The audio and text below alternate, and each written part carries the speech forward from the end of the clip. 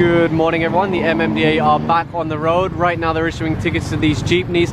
They basically turned this into a terminal. It's a loading unloading area, but they're not meant to wait here. When the team arrived, they were actually obstructing 3 lanes. Some of the jeepneys rushed ahead. They nearly crashed into the team because they tried to escape. But you can see much further down the road, they sent the big bikes chasing after them. They pulled them over, they're issuing tickets. Also some of them fled onto Commonwealth area. They've also been captured further along. Over here the enforcers stopped these tricycles.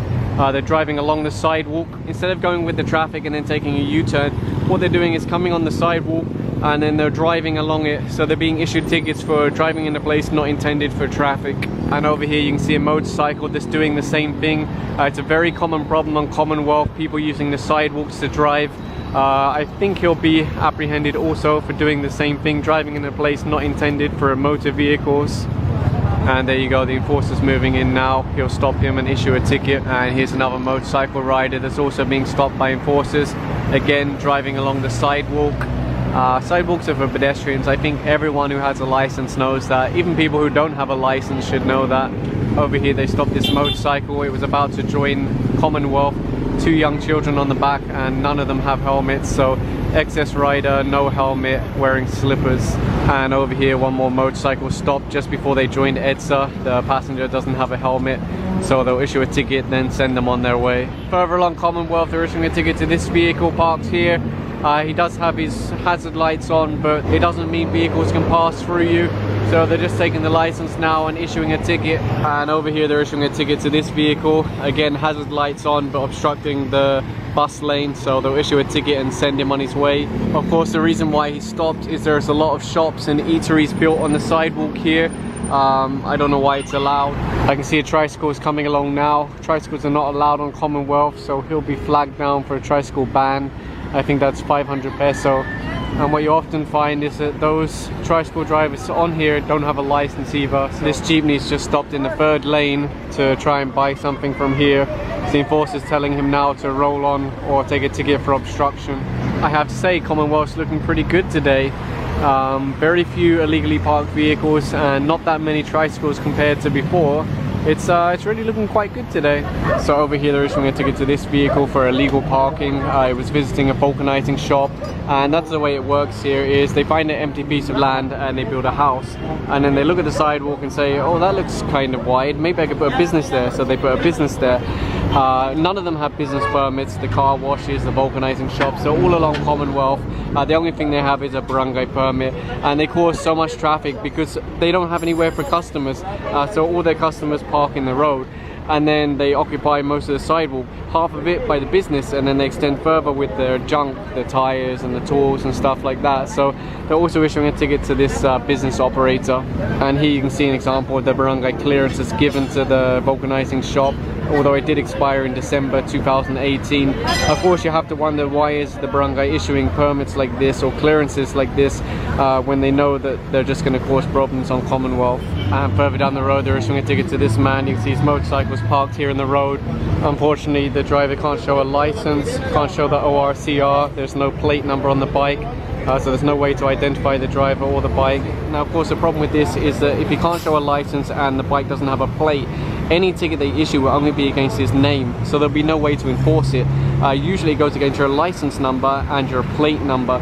So if you don't pay your ticket, you can't register your vehicle and you can't renew your driver's license. But if you use another form of ID, there's no way to enforce paying the ticket.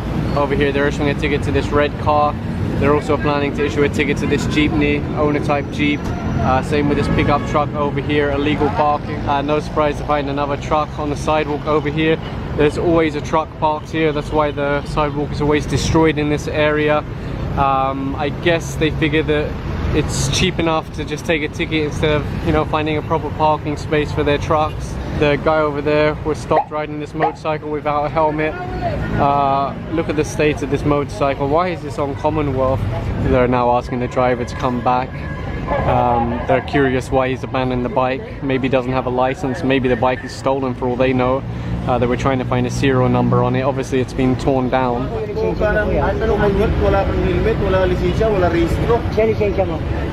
Andun nga sa subdivision eh. O di sana paglabas mo, kinuha mo. Papel, pre, ano, harapan mo na lang ng papel niya. May papel ba yung motor mo? Papel na motor at saka ID mo. Andun sa... Bali natin. So as you saw there, the man came back. He said he was just buying some stuff and he lives nearby. The thing is, he's riding on Commonwealth. No helmet, no license, no plate, no chassis number, no ID, no OR, no CR. Basically nothing to identify him or the bike. The team went hunting for a tow truck, managed to find one to take away the bike. Although it looks like the man might just give it up and put it on the back of the sidewalk clearing truck. Over here you can see this bus has been dumped on Agham Road. Tow bar still connected. There's a lot of complaints in this area about tow trucks being illegally parked because this is where they do their monkey business. Even though they're meant to take this to the impound area, they'll just dump it here and hold it until someone comes to fix it and then pay to release it. The enforcers went to the other side of the road and found the tow truck that's meant to be towing this. This is the one that's listed on the ticket. The tow truck operator is now giving reasons and excuses for why the bus was put here instead of taken to the impound area. The thing is, the excuses don't add up about how, oh, there was a problem with the towing, blah blah blah, because there are always buses here, there are always trucks here, and they've all been towed and then put here. This is very common at the tow trucks, and this area has a lot of complaints because people say, hey, why are there so many tow trucks blocking the road here? Why are there so many towed vehicles here instead of the impound area? So this is not a one-time thing, this is a regular occurrence, and this is something that the MMDA is trying to crack down on, because these kind of tow operators give a bad name to the agency, because people don't blame the tow truck operator even though they're a private company, they blame the MMDA even if they have nothing to do with it. So yeah, this is something that they're really trying to crack down on. So the media just interviewed the driver. He said that the tow truck operators were asking for 6,500. They towed him from Munoz to here on Agham Road, and they said if he pays 6,500 they won't take it to the impound area anymore, they'll just let him stay here. You asked the driver 6,500, no? My driver said 5,000? Yeah. Why? I don't know.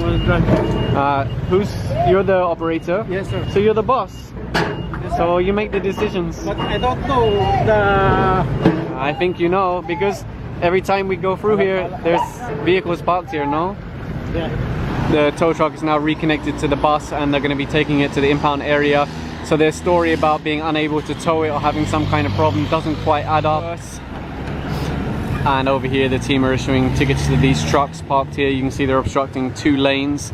They'll issue the tickets and then ask them to move them. And behind that is plenty more trucks.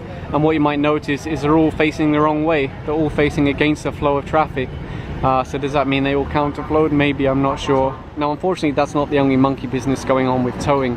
You might remember last year the MMDA joined with the HPG, IACT and other agencies to raid an illegal towing operator in Osmeña Highway. That resulted in 2 men being arrested and 1 or 2 tow trucks being impounded. They're not accredited for towing and they shouldn't be doing it. And the story is always the same. Basically, there'll be a truck driver, for instance, driving a trailer truck or a dump truck, and as he approaches the traffic light, he'll notice there's a group of men following behind.